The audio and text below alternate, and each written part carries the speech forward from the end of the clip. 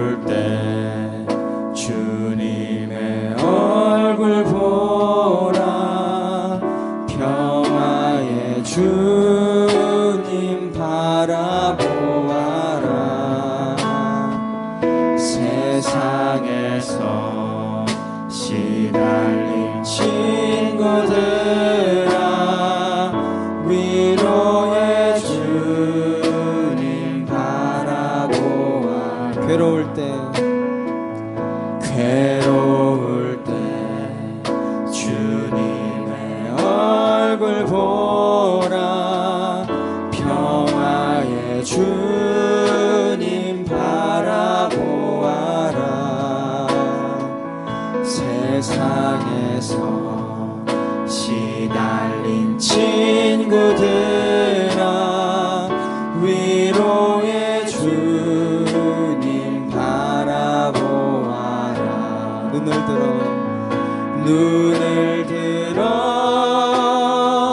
주를 보라. 내 모든 염려 주께 맡겨라. 슬플 때에 주님의 얼굴 보라. 사랑의 주님 안식 주리라. 힘이 없고 내 마음 연약할 때 능력의 주님 바라보아라. 주의 이름 부르는 모든 자는 힘 주시고 늘 지켜주시고. 힘이 없고 내 마음 연약할 때, 힘이 없고 내 마음 연약할 때 능력의 주님 바라보아라. 주의 이름 부르는 모든 자는 힘 주시고 늘 지켜주시니. 눈을 들어 주를 보라. 눈을 들어 주를 보라.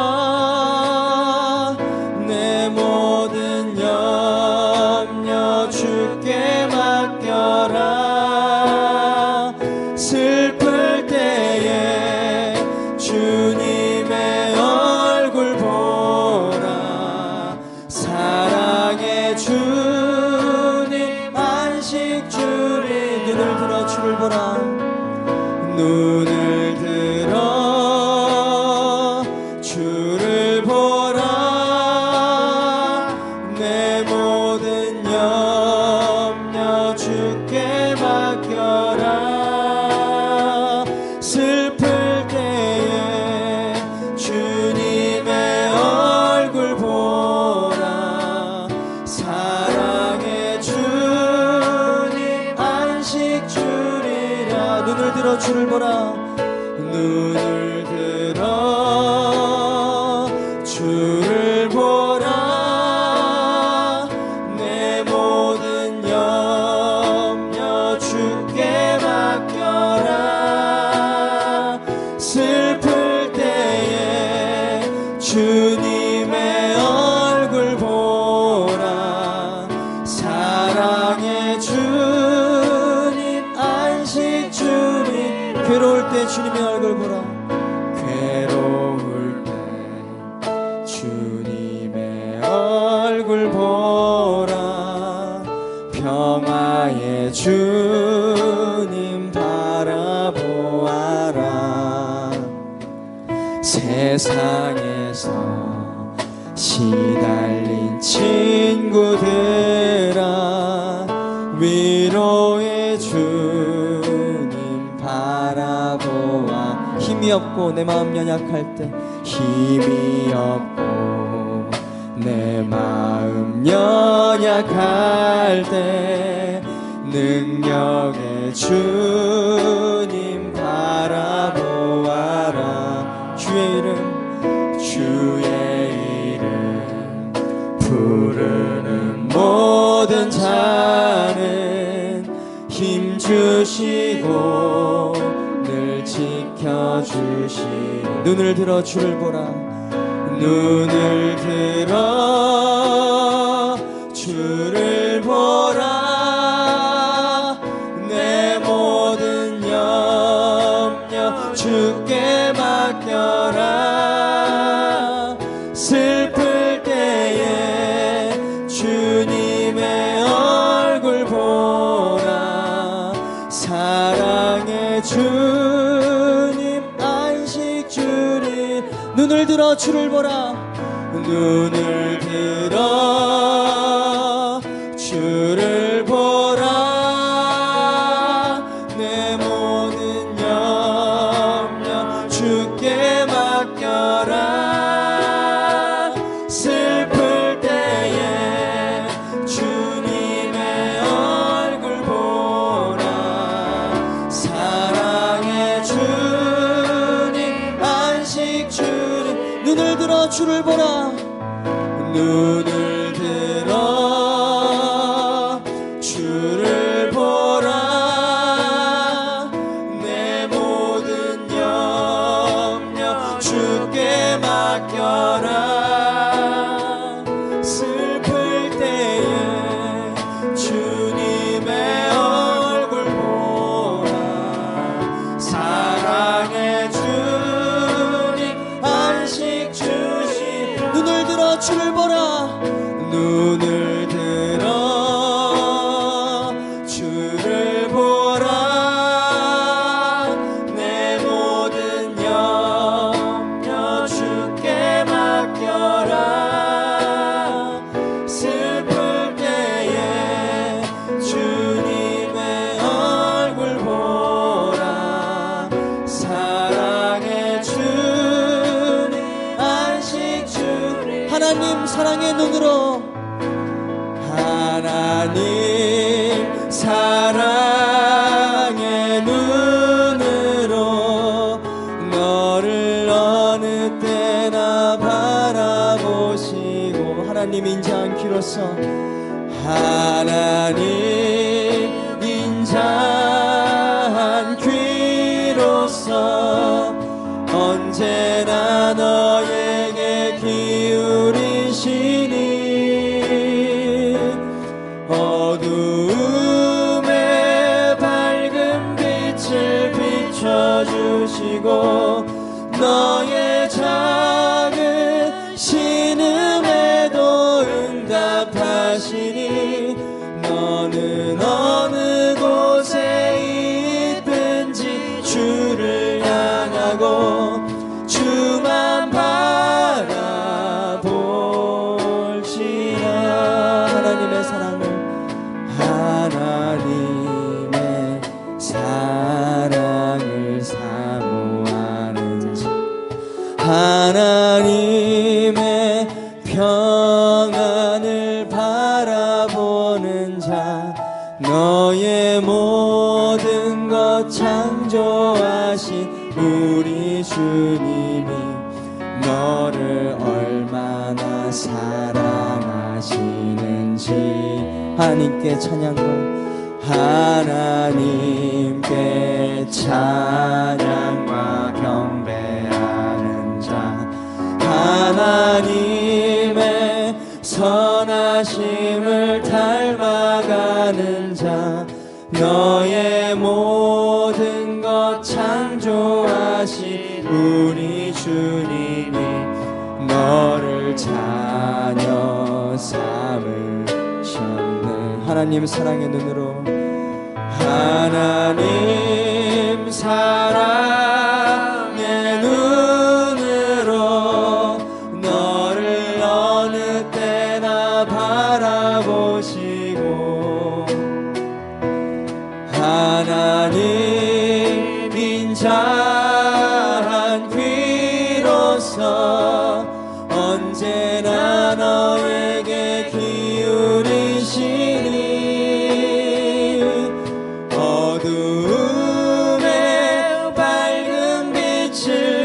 비춰주시고 너의 작은 신음에도 응답하시니 너는 어느 곳에 있든지 주를 향하고 주만 바라보 하나님 사랑의 눈으로 하나님 사랑의 눈으로 너를 어느 때나 바라보시고 하나님 인자한 귀로서 언제나 너에게 기울이시니 어두움에 밝은 빛을 비춰주시고 너의 작은 신음에도 응답하시니 너는 어느 곳에 있든지 주를 향하고 주만 바라볼지 하나님 사랑의 눈으로 하나님 사랑의 눈으로 너를 어느 때나 바라보시고 하나님 인자한 귀로서 언제나 너에게 기울이시니 어두움에 밝은 빛을 비춰주시고 너의 작은 신음에도 응답하시니 너는 어느 곳에 있든지 주를 향하고 주만 바라보 말씀 나누겠습니다. 1절을 먼저 보실게요. 그때의 백성들이 그들의 아내와 함께 크게 부르짖어 그들의 형제의 유다 사람들을 원망하는데 성벽을 재건하는 그 길목에 하나님의 백성의 정체성을 찾아가는 길목에 여러 난제들이 나타났습니다. 지난번에 살펴본 것처럼 우선적으로 외부의 위협들에 대응해야만 했고 이제 내부에 골마가던 문제가 나타났습니다. 하나님의 나라를 세워간다라는 것은 끊임없이 어떤 도전과 위기가 있기 마련인 것입니다. 그런 것들을 잘 이겨내고 지혜롭게 극복해야 하나님의 나라가 우리의 삶 가운데 온전히 설 수 있는 것이죠. 어떤 문제였는가? 이제 흉년이 오고 또 인구 증가로 인한 식량 부족이 생겼습니다.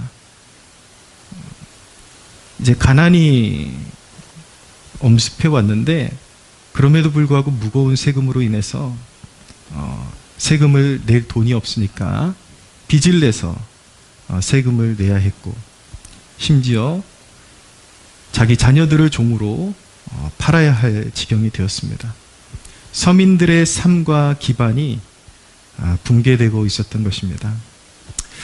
이런 맥락 가운데 오늘 본문은 우리의 복된 신앙을 세워나가기 위해서 가져야 할 영적인 경각심이 있다는 것을 배울 것입니다.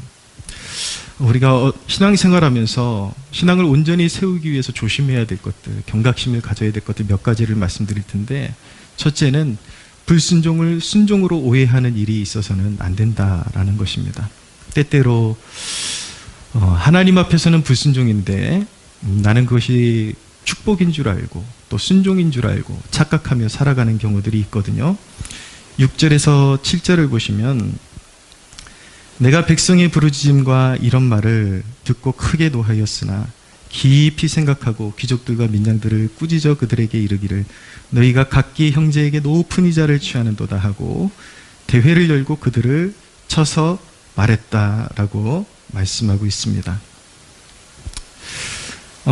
백성들이 이렇게 고초를 겪고 있다는 소식을 듣고 느헤미야가 깊이 생각했을 때에 이 심각한 경제난의 중심에는 바로 유다의 귀족들, 민장들의 잘못이 있었다라는 것을 파악하게 되었습니다. 귀족들, 민장들은 쉽게 말하면 존경받는 자들을 말하는 것이죠. 부유한 자들, 그리고 리더라고 할 만한 사람들을 말하는 것입니다. 이들이 백성들의 사정을 몰랐을 리가 없습니다. 눈으로 뻔히 보고 있었죠. 어려운 상황이라는 것을. 다만 자기들 문제가 아니었기 때문에 다만 보고도 문제를 인식하지 못했고 무심했던 것입니다. 이들은 가난한 백성에게 돈이나 식량을 빌려주고 높은 이자를 받고 있었습니다.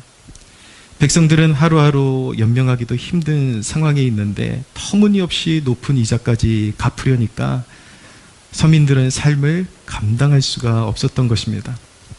문제는 이런 상류층, 소위 기득권층이 이 상황 가운데 뭐가 문제인지를 전혀 느끼지 못하고 있었던 것입니다. 오히려 자신들은 어떤 면에서 어떤 사회적인 상식적인 통념 안에서 행하고 있다라고 자신들을 위로하고 있었던 것이죠. 사회적으로 빌려주면 당연히 이자 받는 게 맞는 것이고 또 그것이 이제 자신들의 어떤 삶을 부욕해 해주니까 전혀 문제가 될 것이 없다라고 그렇게 느끼고 있었던 것입니다. 그냥 사회적으로 자신들은 할 도리를 했고 부어준 것만 해도 자신들은 굉장히 자비를 베푼 것이라고 생각을 했죠. 그리고 자신들은 거기서 합당한 그런 이제 보상을 받아서 삶의 안정을 누리는 것뿐이라고 그렇게 생각을 하고 있었습니다. 그들은 자신들이 누리는 높은 삶의 질을 하나님의 축복이라고 믿었던 것이 분명합니다.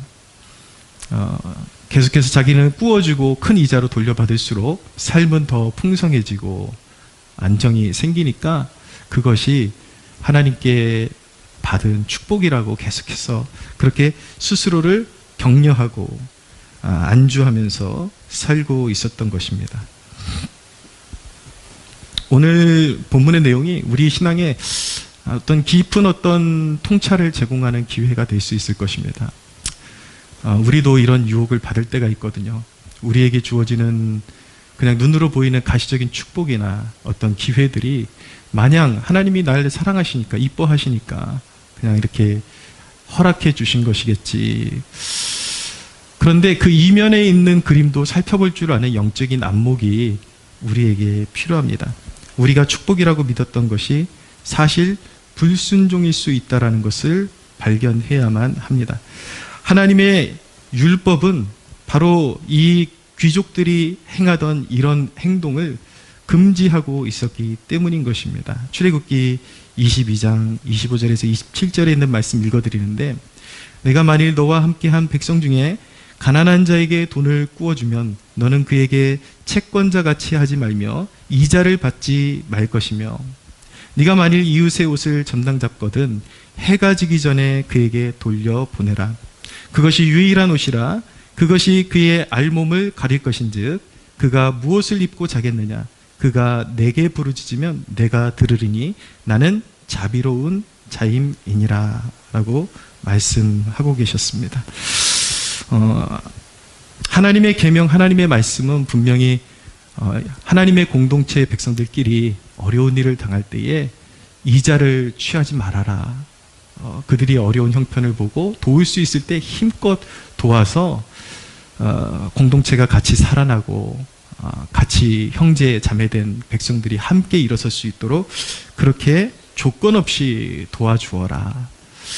어쩌다가 저당 잡힌 물건이 있어도 너무 야박하게 하지 말고 밤에 추위가 오기 전에 옷 같은 건 빨리 돌려줘서 이 고대 근동, 중동 지역은 이 일교차가 너무 심하거든요. 잘못하면 밤에 정말 낮에는 너무 뜨겁지만 밤에는 얼어 죽을 수도 있을 만큼 그렇게 추위가 오는 그런 곳인데 그런 어떤 옷을 잡았을 때에 가서 돌려줘라. 뭘 구하지 말고, 뭘 이득을 취하려고 하지 말고 그냥 선의를 베풀고 불쌍히 여기고 나눠주어라 라는 것이 하나님의 율법의 핵심이었습니다. 그런데 이 유다 공동체의 리더들은 하나님의 마음이란 관점에서 그 상황을 보지 않았고 세속적인 관점으로 보고 있었기 때문에 아주 중요한 걸 놓치고 있었던 것입니다. 고통받는 하나님의 자녀들을 보지 못하고 자신들이 받는 이윤만을 그냥 축복으로 받아들이고 있었던 것입니다. 신앙생활하면서 관점의 그 중심이 잘못 설정되어지면은 불순종을 축복으로 착각하게 되고 하나님의 뜻과 전혀 다른 해석이 주어집니다.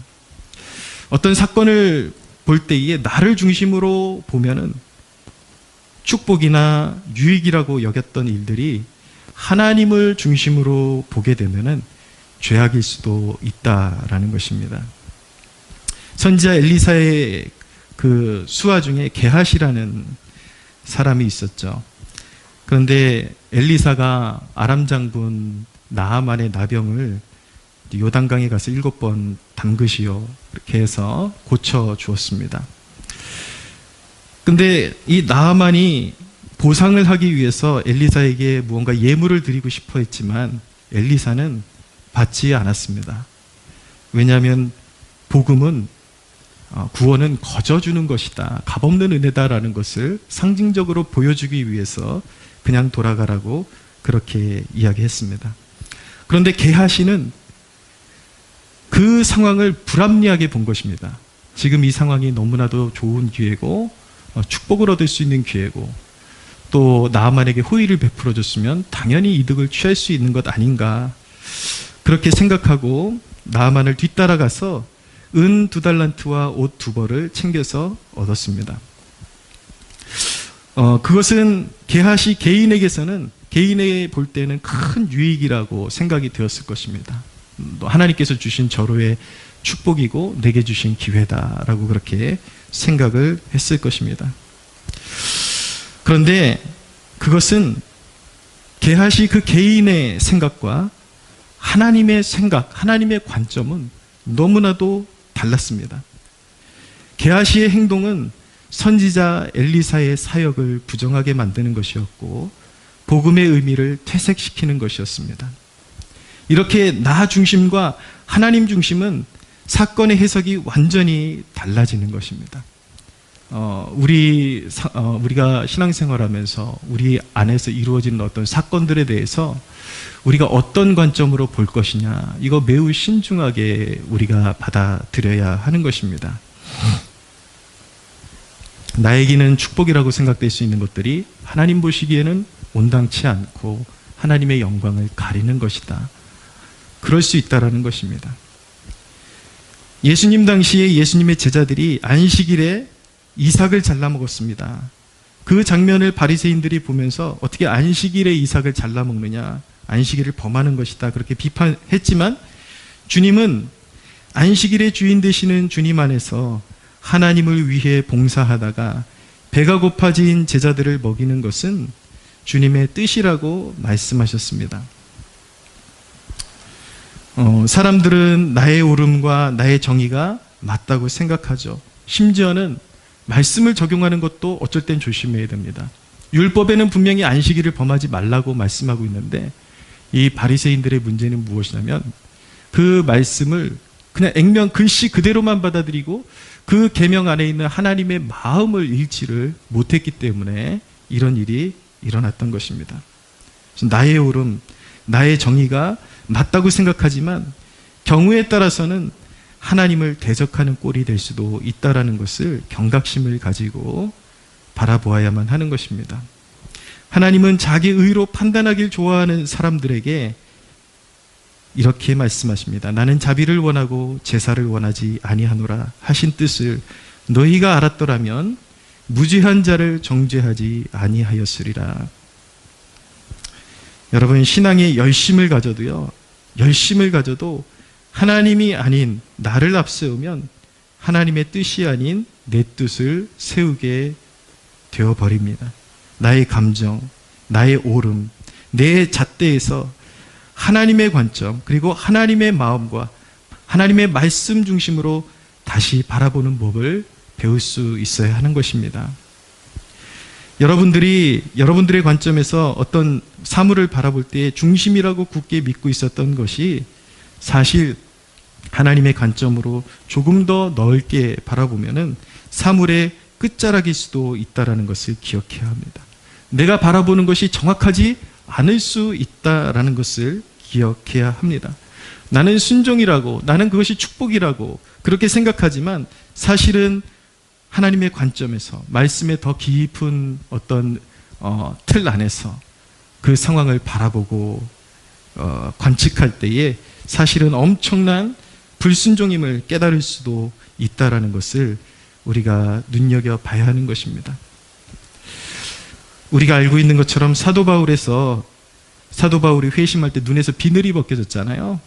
그런데 그 비늘이 벗겨졌을 때에 어떤 일이 벌어졌습니까? 그동안의 자기의 열심이 모두 불순종임을 깨달았잖아요. 얼마나 열심 있는 사람이었습니까? 얼마나 힘써서 예수 믿는 사람들을 박해하고 그렇게 열심 있게 행동하고 살아가던 신념의 신앙의 신념. 그러니까 예수님을 만나기 전에도 어떤 의미에서는 신앙의 신념이에요. 그냥 단순히 자기 신념이 아니라 신앙의 신념이었지만 예수님을 진짜 제대로 만나고 나니까 눈에서 비늘이 벗겨지는데 자기가 신앙의 신념이라고 생각했던 그 모든 것들이 알고 보니까 자기 의였고 자기 열심이었다라는 것. 그래서 오히려 열심을 낼수록 예수를 경외하는 하나님의 진짜 자녀들을 핍박하는 자리에 자기가 있었다라는 것을 알게 되면서 깊이 회개를 통과하게 되고 완전히 새로운 인생을 살아가게 되는 것이잖아요. 여러분들의 관점의 개혁이 일어나기를 축복합니다. 두 번째 메시지입니다. 우리가 경각심을 가져야 되는 것은 하나님이 인격적으로 말씀하실 때를 놓치지 말아야 한다는 것입니다. 13절을 보십시오. 같이 한번 읽어볼까요? 시작. 내가 옷자락을 털며 이르기를 이 말대로 행하지 아니하는 자는 모두 하나님이 또한 이와 같이 그 집과 산업에서 털어버리실지니 그는 곧 이렇게 털려서 빈손이 될지로다 하며 회중이 다 아멘하고 여호와를 찬송하고 백성들이 그 말한 대로 행하였느니라.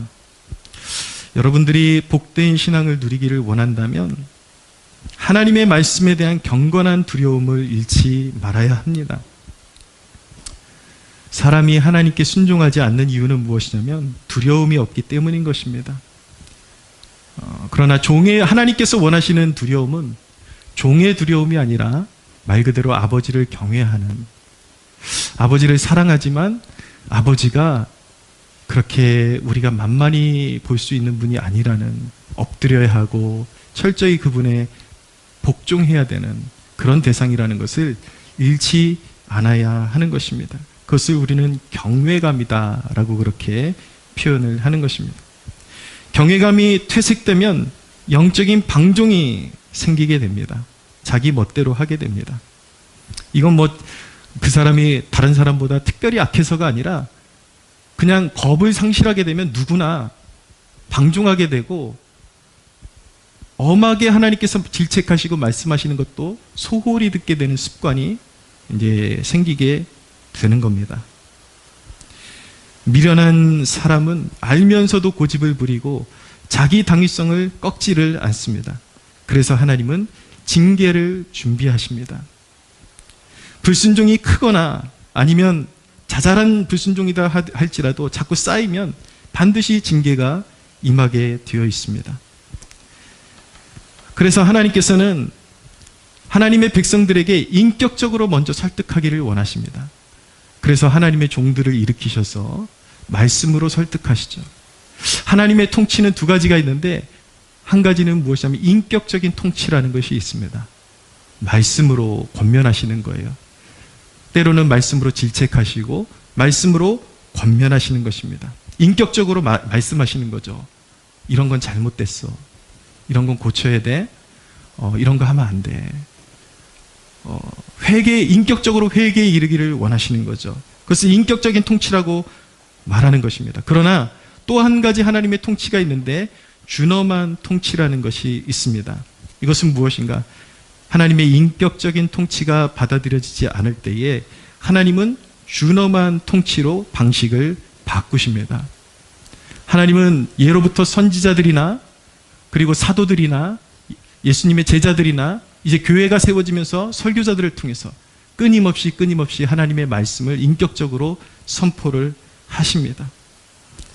그런데 하나님은 인격적으로 통치하실 때의 백성들이 기쁨으로 아멘 하여 순종하는 것을 기뻐하십니다. 그럴 때 하나님께서는 우리가 순종의 모습을 하나님 앞에 보일 때에 우리의 연약함이나 우리의 죄악대로 갚지 아니하시고 불쌍히 여기시고 항상 선한 계획을 우리에게 나타내기를 기뻐하십니다. 순종하는 자에게 복이 있습니다. 할렐루야.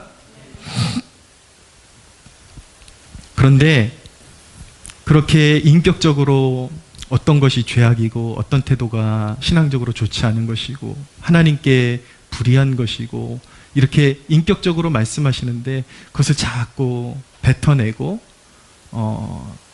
내 뜻대로 하려고 할 때에 하나님은 이제는 어떤 중간에 매개체를 두지 아니하시고 직접적인 통치로 방식을 바꾸시는 거예요. 준엄한 통치로 바꾸시는 것입니다. 복이 아니라 화가 오는 것이고 선물이 아니라 매가 오는 것입니다. 여러분,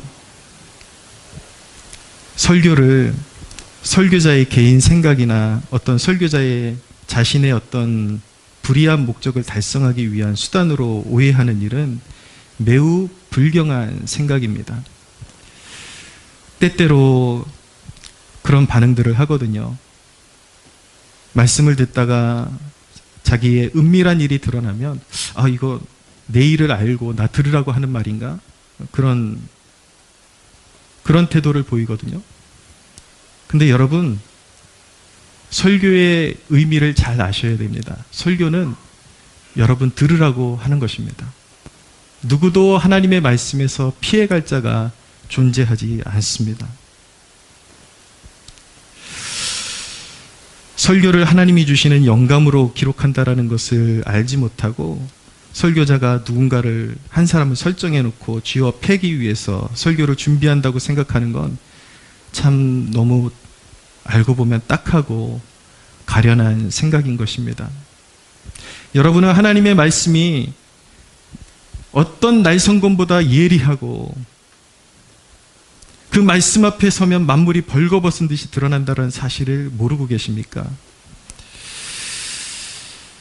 여러분, 하나님께서 말씀으로 여러분들의 어떤 때로는 어떤 죄악된 모습이나 치부를 드러내시는 것은 여러분들을 잘 다스려서 마침내 화가 아니라 축복하기를 원하시는 하나님의 뜻이 거기에 있음을 여러분들 믿어야 하고, 만약에 믿지 못한다면 한번 고집대로 살아보는 것도 나쁘지 않습니다. 왜냐하면 살아계신 하나님을 친히 경험할 수 있는 좋은 기회가 될 수 있기 때문인 것입니다. 한번 정말 하나님이 얼마나 무섭게 다루시는지 실제로 경험해 봐야 하나님의 말씀의 그런 어떤 무게감, 엄중함, 우리 영의 아버지가 내 뜻대로 할 수 있는 분이 아니다. 그리고 그분이 말씀하시는데 못 들은 척하고 또 버티고 이런 태도가 얼마나 좋지 않은 것인지를 체감적으로 배우는 것도 나쁘지 않아요. 그러나 하나님의 본심은 사랑하는 자녀들에게 인격적인 통치를 통해서 말씀을 베풀어 주셔서 그 말씀 앞에 온화한 마음을 가지고 엎드리고 아멘으로 화답하기를 원하시는 것입니다.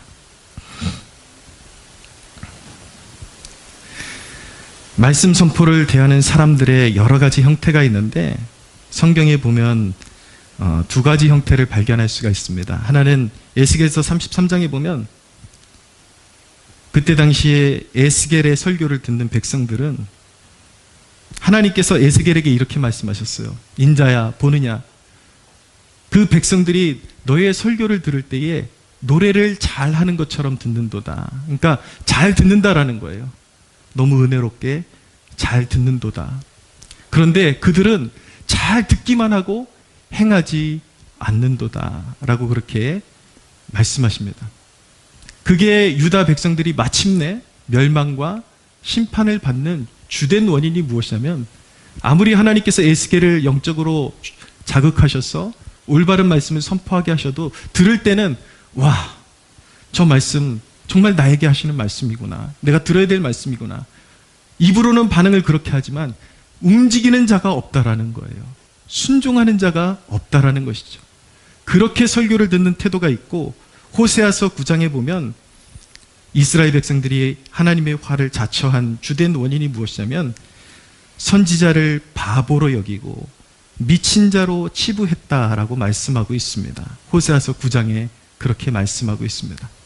하나님의 영으로 감동된 하나님의 선지자들이 끊임없이 이스라엘 백성들의 어떤 우상숭배나 그들의 마음의 어떤 불결함이나 이런 것들을 계속해서 지적할 때에 그때 당시에 이스라엘 백성들은 저 미친 선지자의 말을 들을 필요가 없다라고 그렇게 치부를 하다가 결국은 하나님께서 백성들이 인격적인 통치를 무시했기 때문에 하나님께서 친히 준엄한 통치로 방식을 바꾸셔서 반드시 심판하고야 말겠다라고 그렇게 말씀하신 것입니다. 근데 하나님이 말씀하신 대로 안타깝게도 그 모든 일들이 역사 가운데 성취되었다라는 것을 우리는 진정으로 거룩한 두려움을 가지고 바라봐야 하는 것입니다. 여러분, 설교를 들으면서 뭐라고 생각하든 그것은 여러분들의 마음이지만, 만일에 설교자가 단순히 자기의 어떤 개인적인 그런 어떤 목적을 위해서 털어놓는 것이 아니라 하나님 보시기에 여러분을 옳게 진단하고 있는 것이고 옳게 선포하고 있는 것이라면 듣지 않을 때에 반드시 준엄한 통치가 있게 되는 것입니다. 감사하게도 오늘 본문의 백성들은 8절에서 12절에 나타나고 있는데, 느헤미야의 책망에 너희가 잘못했다, 그들에게 필요한 것들을 돌려보내고 이자를 받지 말아라 라고 그렇게 하나님의 마음을 가지고 느헤미야가 권면했을 때에, 이때 당시에 하나님의 백성들은 느헤미야의 책망에 마음을 돌이키고 그 권면에 그대로 순종하기로 결단했습니다. 사랑하는 여러분, 단기적으로 보면은 이자를 계속 취하는 것이 축복인 것 같지만 마침내 하나님의 준엄한 손길이 임하면 그 모든 것들이 축복이 화가 되는 것입니다. 그러나 지금 당장 손해보는 것 같지만 백성을 불쌍히 여기는 마음으로, 하나님의 마음으로 권면하시는 그 권면에 아멘 하고 순종했을 때에 당장에는 손해보는 것 같죠. 내가 취할 수 있는 것들을 또 돌려보내야 되고 아무것도 이득을 취하는 것이 없게 되니까. 그러나 장기적인 안목으로 가지고 보면은 하나님의 말씀에 순종하는 것이 온 공동체가 더 풍성해지고 아름답게 채워지는 길임을 믿어야 하는 것입니다. 할렐루야. 사랑하는 여러분, 주님의 마음으로 권면합니다. 여러분들에게 단순히 겁주기 위해서 하는 말 아닙니다. 여러분들을 축복하기를 원하시는 하나님의 마음으로 말씀을 전하는 것입니다. 하나님의 말씀에 대한 경외감을 회복하십시오. 인격적으로 말씀하실 때 아멘 하는 순종적인 주의 백성들 되시기를 축원합니다.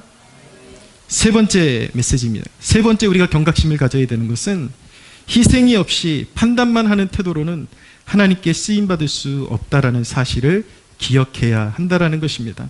오늘 본문 14절 이하에 보면 느헤미야 이전의 총독들은 백성에게 갈취를 했지만 느헤미야는 기본적인 음식물을 제외한 총독의 녹을 거절했습니다.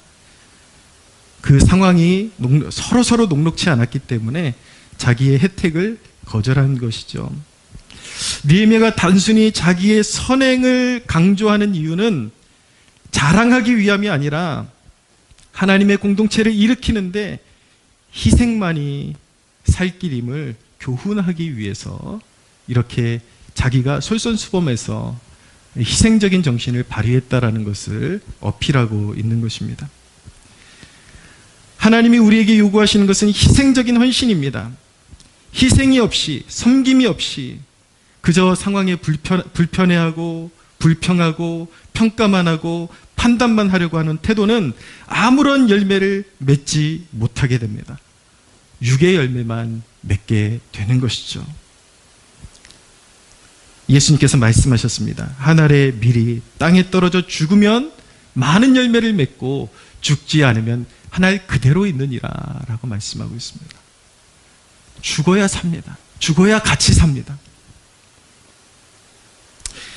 예수님은 고난받으시고 십자가를 지심으로 우리의 용서의 길을 활짝 열어주셨습니다.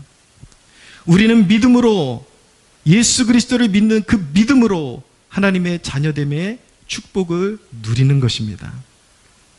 믿으십니까? 희생과 섬김이라는 것은 사실 우리 구원의 조건은 아닙니다. 우리가 설교를 들으면서 항상 구원의 조건과 그리고 자녀됨의 그런 열매가 무엇인지를 그 올바른 관계를 항상 되짚고 배울 수 있어야 합니다. 여러분, 이런 희생과 섬김은 우리의 구원의 조건은 아니지만 우리에게 요구하시는 구원의 열매인 것입니다. 우리를 위해서 희생하신 그리스도의 보혈로 우리가 구원받은 자들이라면, 그분을 믿음으로 구원받은 자들이라면 그분의 희생하심에 동참하기를 원하십니다. 여러분, 어찌 영적으로 허물어진 것이 마음을 쏟지 않고 수고와 땀과 희생이 없이 일어날 수 있겠습니까? 우리의 자아가 죽음을 경험하는 그곳에 그리스도의 부활의 생명도 경험하게 되는 것입니다. 사랑하는 여러분, 성경책을 가만히 읽어보십시오. 하나님의 생명의 역사에 동참하는 사람들의 특징이 무엇인가? 그리고 본인들은 열심을 가지고 있지만 항상 하나님의 반대편에서 역사하는 사람들은 누구인가? 심도 있게 한번 성경을 읽어보십시오. 예수님과 제자들을 끊임없이 따라다니면서 이렇게 판단하는 사람들이 있었죠. 또 죄인하고 밥 먹고 있네. 안식일에 이삭이나 잘라 먹고 있네. 손도 씻지 않고 음식을 먹고 있네. 저 하는 짓 보니까 귀신 들린 것 같네. 늘 입을 열면 모진 말만 내뱉는 그런 사람들이 있습니다. 사랑하는 여러분,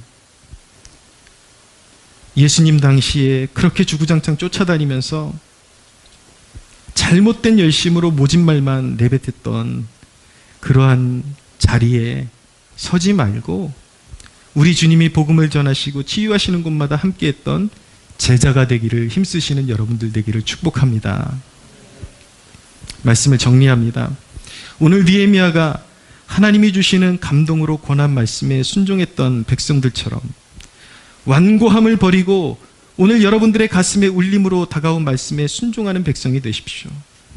성경은 분명히 말씀하고 있습니다. 무엇으로 심든지 그대로 거두게 될 것이라고 말씀하고 있습니다. 오늘 회개하는 백성에게 하나님께서 반드시 성령으로 새롭게 하시는 하늘의 은총을 여러분들의 심령과 삶에 부어주실 것을 믿으시기를 바랍니다. 우리 하나님께 영광의 박수 올려드리겠습니다.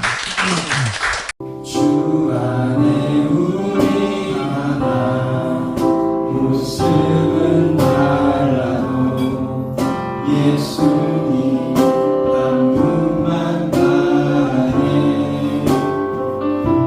사랑과 선행으로 서로를 격려해 따스함으로 번져가리.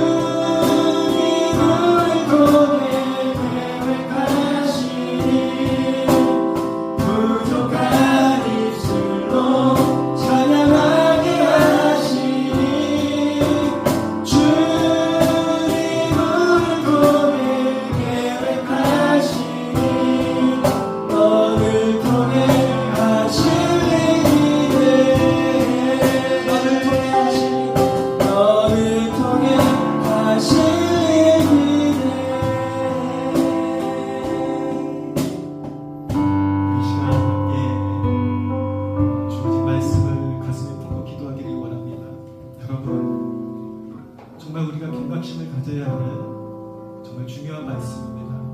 나의 관점, 나의 모름, 이것이 하나님의 눈으로 볼 때는 오히려 큰 죄가 될 수도 있다는 것을 깨닫기 원하고, 주님, 우리 안에 관점의 개혁이 일어나기를 원합니다. 늘 내 중심, 내 느낌, 내 모름, 하나님 그것을 통해서 바라보고 판단하고 하나님 그릇 행하는 그런 모습, 주님 있음을 압니다. 우리를 고쳐주시고 우리의 시선이 좀 더 정확해질 수 있도록 도와주시고 더 넓어질 수 있도록 도와주시고, 그 중심이 온전하여 하나님의 말씀, 하나님의 시선으로 상황을 바라봅니다. 하나님이 우리에게 원하시는 그 긍휼의 마음과 그 온전한 순종의 마음을 잃어버리지 않게 도와주십시오. 하나님께서 인격적으로 말씀하실 때에 하나님 부드러운 마음으로 받아서 복종을 하고 내가 옳다고 했던 그 모든 것들을 꺾고 내려놓고 기꺼이 주님이 원하시는 그 말씀에 순종할 수 있도록 도와주시옵소서. 인격적으로 말씀하소서. 하나님 인격적으로 순종하는 백성 되게 하소서. 우리 함께 주여 부르짖고 기도하겠습니다. 주여,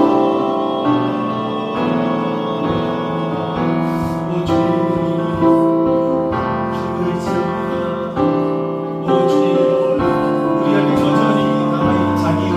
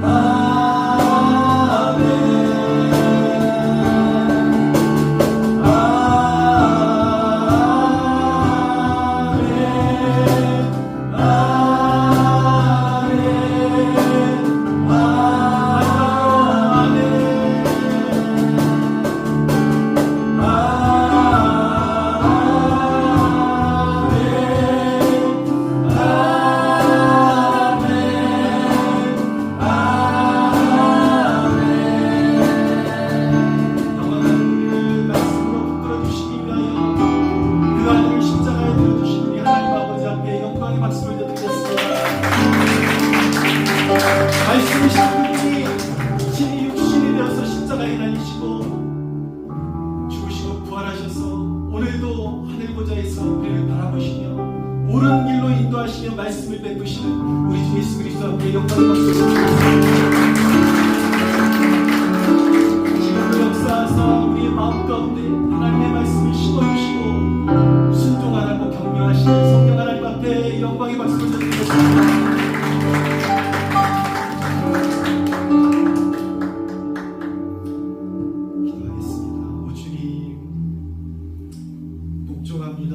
엎드립니다. 하나님, 너무나도 깨어져야 될 부분이 많은 우리입니다. 구석구석이 너무나도 모서리가 좁고 하나님 중심이 너무나도 딱딱한 우리입니다. 말씀하시는 주님의 의도를 깨닫지 못하고 끊임없이 의심하고 불신하고 원망에 사로잡히는 우리입니다. 하나님 불쌍히 여겨주시기를 바랍니다. 하나님, 이 순간 주님의 긍휼을 입은 주의 자녀들의 심령 위에 주의 성령을 부으사 하나님 굳은 마음 녹여주시고 의심하는 마음 사라지게 하시고 거스르는 마음 재함을 받게 하여 주시옵소서.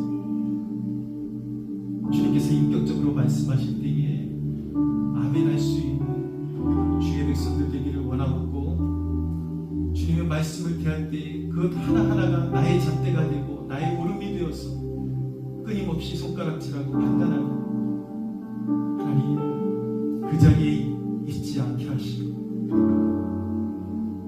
나는 인애를 원하고 제사를 원하지 아니한다라고 말씀하신 그 뜻이 무엇인지를 깊이 마음에 새기는 주의 백성들 되게 하여 주시옵소서. 어디든지 세우고 살리고 또 공동체를 귀히 여기고 하나님의 나라를 사모하는 거룩한 백성들 되게 하여 주시옵소서.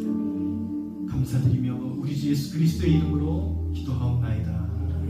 이제는 우리 주 예수 그리스도의 은혜와 하나님 아버지의 사랑과 성령 하나님의 교통하시니 이곳에 머리 숙인 주의 백성들 머리 위에 영원토록 함께 하시기를 축원하옵나이다. 아멘. 하나님께 영광을 받습니다.